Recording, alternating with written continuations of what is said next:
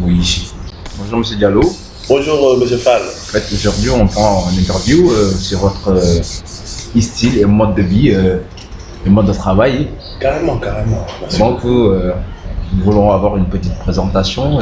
Qui vous êtes?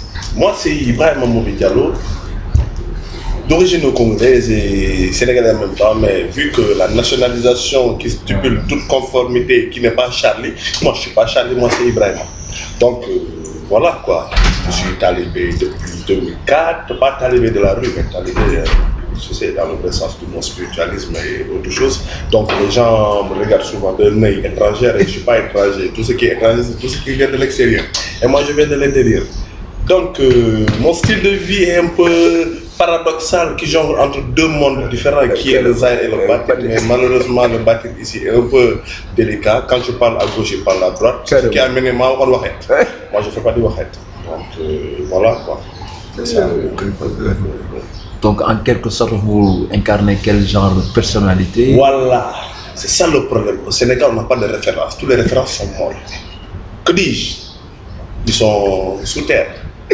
Donc je suis mon propre référence. C'est pour ça que sur mon Facebook, j'ai mis aucun nom de Bayrimo, qui stipule en même temps mon label, le Bayrimo Design Studio, qui vient de fêter ses 3 ans récemment. Carrément. Donc il faut se créer notre propre personnalité. Il ne faut pas se figer sur une autre chose. On t'a donné l'éducation, le savoir. Donc tout ça doit être communié. Donc nos parents ont fait le travail, ils ont mis à l'école coranique et à l'école française. C'est à nous de développer le reste. Maintenant, ce qu'il faut faire, créer des emplois, essayer de trouver quelque chose qui va faire fonctionner le pays. Ce qui va faire fonctionner le pays, c'est de commencer d'abord chez soi. Avoir une éducation de base, connaître ce que tu veux savoir et pouvoir aller se documenter, faire autre chose, et beaucoup d'autres choses et encore autre chose. Mais là, qu'est-ce qui se passe?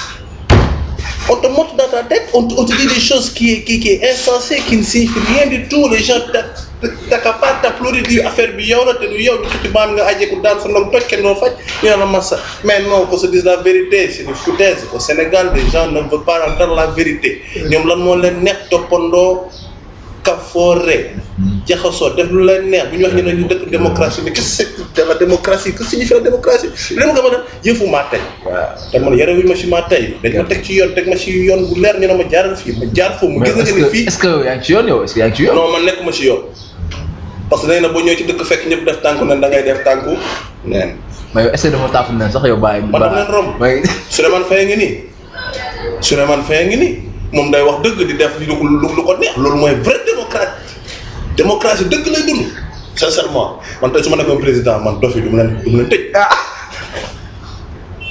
sérieux dof yi du ma leen tëj parce que expression de liberté la. une liberté d'expression physique, mentale, morale. Ils sont ni riches ni pauvres amuñu dara sonal ñu kenn sincèrement parler. mais gis kenn xamul dara tous mën naa tous rien jongul jongaan ñu ñëw tim la naan la woy j'ai fait l'école supérieure je sais pas ban dëkk ñu ne école bi fan la ne nga ne ma italien rek tëj na koo yëpp xamuñu sincèrement xamuñu.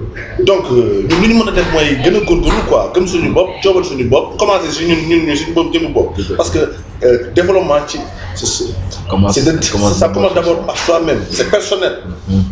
Tu me dis c'est personnel mais maanaam man bëgg naa jëm kanam. dara mënuma empêcher ma jàpp.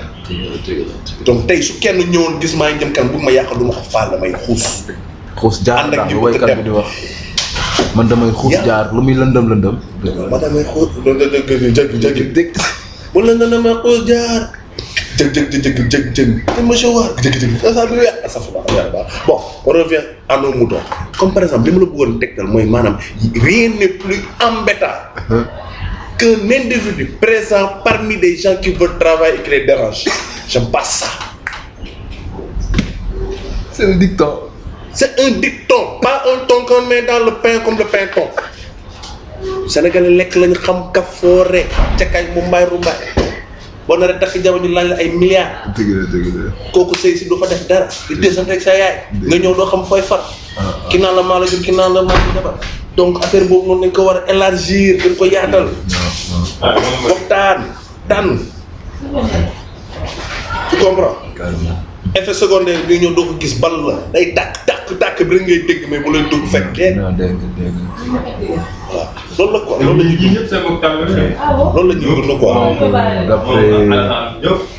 D'après cette interrogation qui a été si bien répondue par votre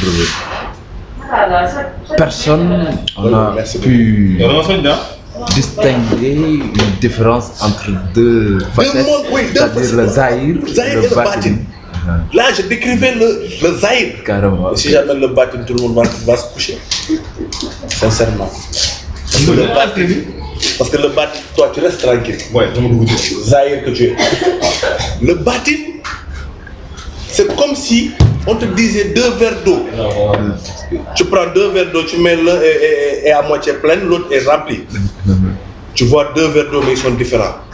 Parce que l'eau fait, mon eau fait.